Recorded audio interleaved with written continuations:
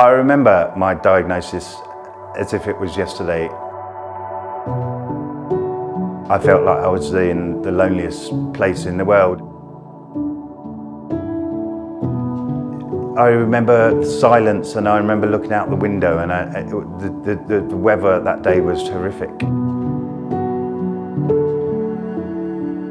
I just saw two droplets of rain on the window pane racing each other to the bottom, and that was where my concentration was at.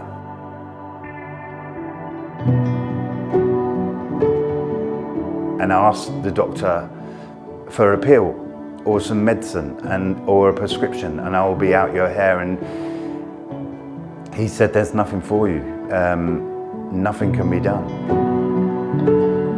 But now we're in so much more of a better place. Muscular Dystrophy UK is way in advance in research. And so I feel extremely lucky and grateful that I'm now being able to tell my story and to tell more people we have hope and we have potential treatments on the horizon, and we actually have treatments within patients now. So awareness and funds are imperative. Josie was diagnosed when she was 4.5. We knew from about 18 months that there was something not quite right. But she used to fall over a lot, and she was very unstable on her feet. Why do you need the wheelchair, Poppet? Because my legs get tired. They do, don't they? Mm-hmm. Everything that we take for granted, you know, she needs help with. Accessibility in the current world is not good enough. Josie's condition and muscular dystrophy affects the whole body, from walking to picking up a pencil to eating to getting out of bed. And the fact is that when you go through a town, a city, a village, it's not accessible. No. You know, they might have a accessible toilet, but that won't always cater for Josie's needs. It will not have a sensor tap, for example. And for someone with a muscular dystrophy, it's going to be very hard to turn a tap on, whether that's a turn, whether that's a push or a lever. But we hope the garden at the Chelsea Flower Show highlights some of that need to be accessible, whether it's outdoors, indoors, whether it's in the countryside, whether it's in a town or a city. The aim is to raise the awareness that actually things need to be made much more accessible for a portion of society. It was really important to create a space that feels safe and almost acts like a sanctuary. So the idea was to make a forest atmosphere accessible, but also clinicians and families of those who have MD. We will have more than 50 trees in our garden, which is really amazing, and I'm super excited about that.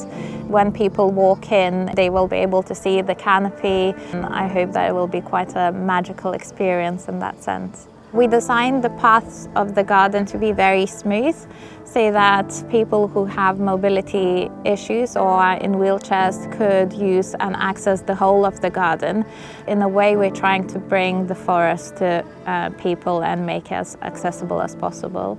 She does love to be outside, and we've got an outdoor wheelchair for her, so she can go off-road, so we can go over the fields, because that was a big drawback for us. I'm chasing.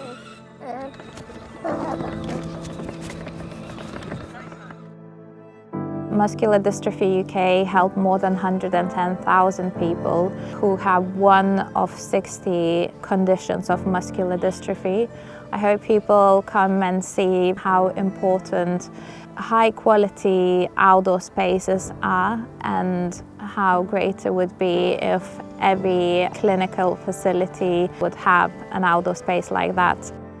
Project Giving Back is not just providing a garden at Chelsea, it's so much more than that. The relocation of the garden will be going to a place in Oxford where people receive a diagnosis, and also in the same space we have scientists and researchers doing microscope work, incredible work, to find treatments and cures for people living with a muscle wasting or weakening condition.